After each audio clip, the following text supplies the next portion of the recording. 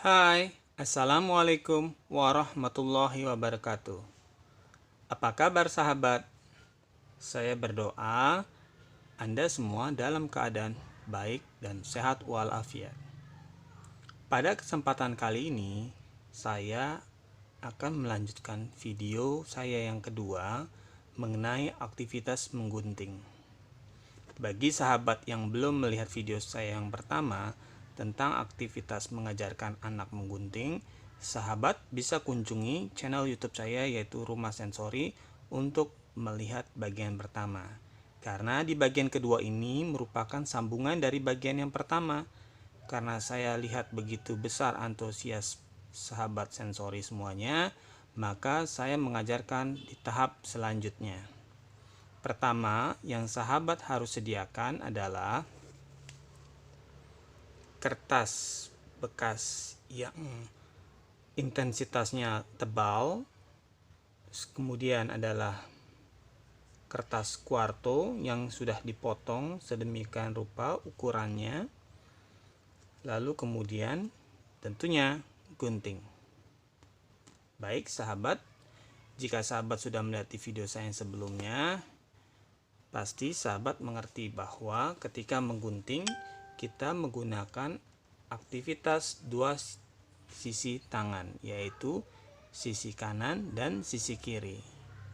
Dimana ketika menggunting, kita melibatkan dua sisi tubuh itu secara bergantian dan bersamaan. Baik, yang pertama, kita buat terlebih dahulu kertas yang ukurannya lebih tebal seperti ini. Yang saya gunakan adalah kertas bekas undangan.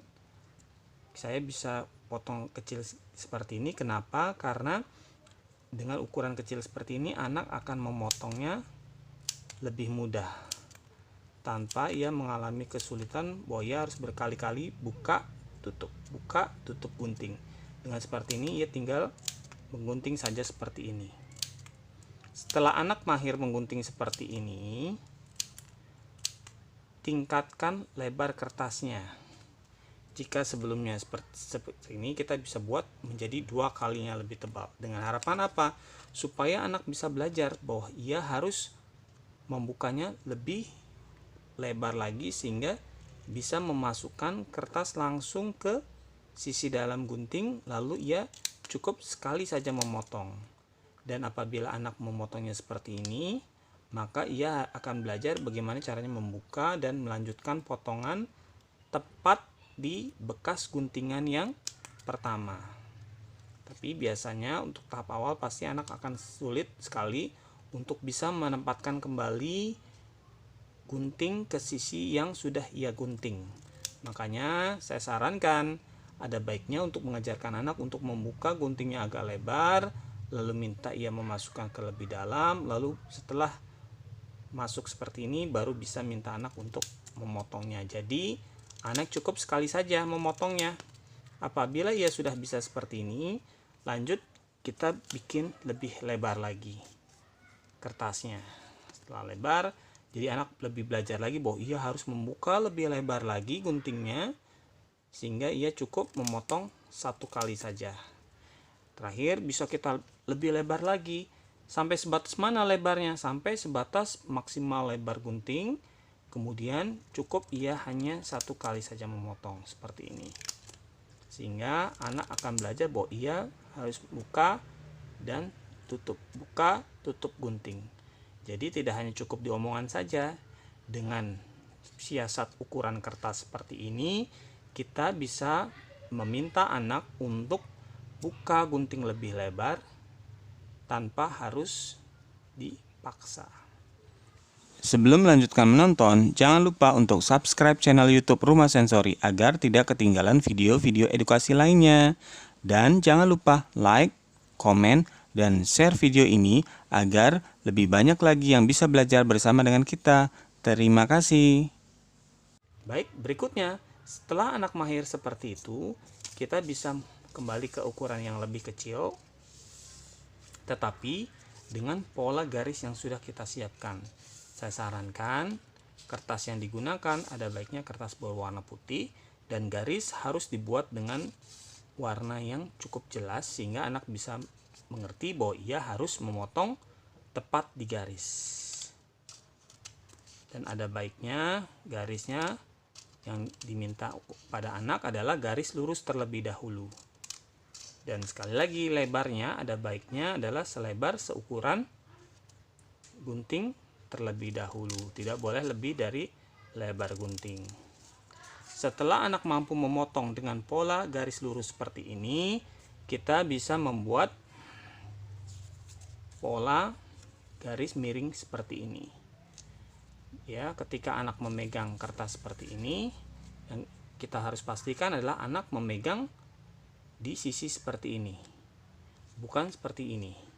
Karena dengan kalau sisi seperti ini, anak akan sama halnya memotong seperti garis lurus. Karena yang kita harapkan adalah ketika ia memotong seperti ini, anak akan memutar kertasnya sendiri. Ia akan mutar seperti ini, atau ketika yang memotong seperti ini, guntingnya yang akan berputar seperti ini. Tapi kita ada baiknya memberitahu anak bahwa tangannya lah yang harus berputar sehingga gunting tetap lurus seperti ini.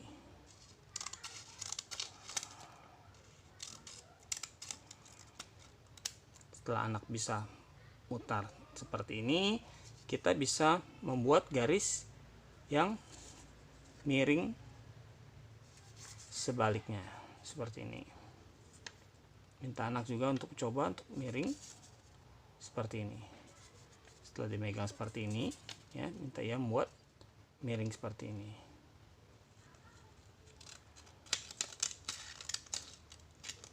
Sehingga anak bisa miring ke sini, bisa miring ke sini. Jadi ia tahu bahwa tangan dia bisa dimiringkan ke sini atau dimiringkan ke sini.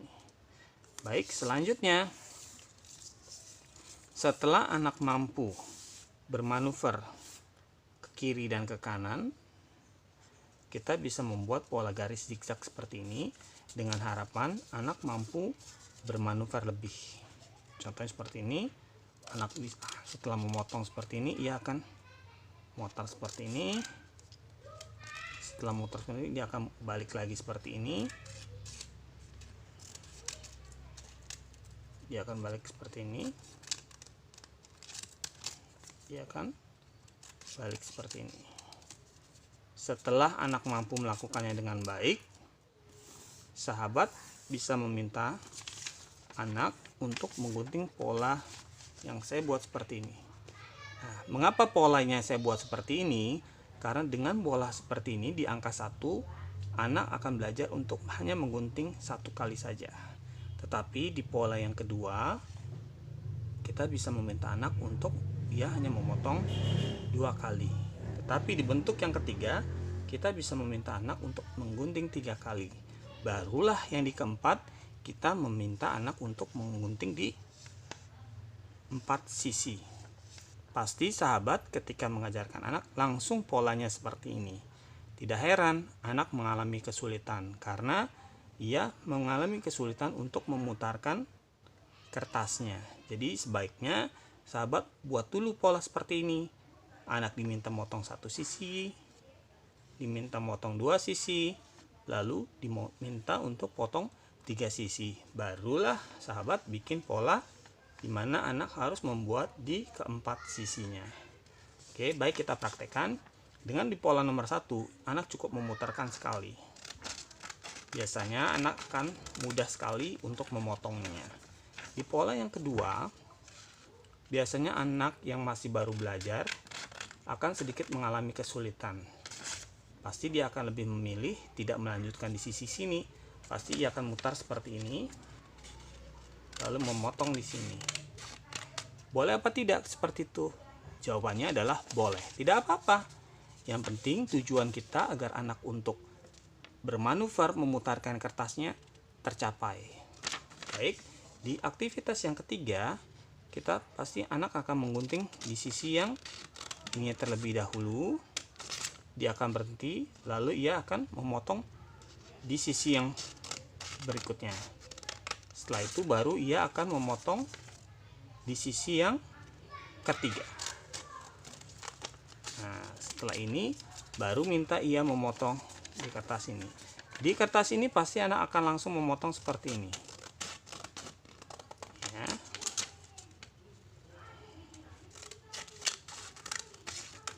Seperti ini. Lalu ia memotong lagi di sini. Baru dia menganggap sudah selesai. Tapi ingatkan bahwa ia harus masih memotong di satu sisi yang terakhir lagi agar tugasnya selesai. Baik sahabat, itulah sekelumit cara menggunting yang biasa saya ajarkan kepada beberapa murid saya. Semoga cara saya ini bisa bermanfaat bagi sahabat semuanya. Baik, terima kasih. Wabillahi taufiq wal hidayah. Wassalamualaikum warahmatullahi wabarakatuh.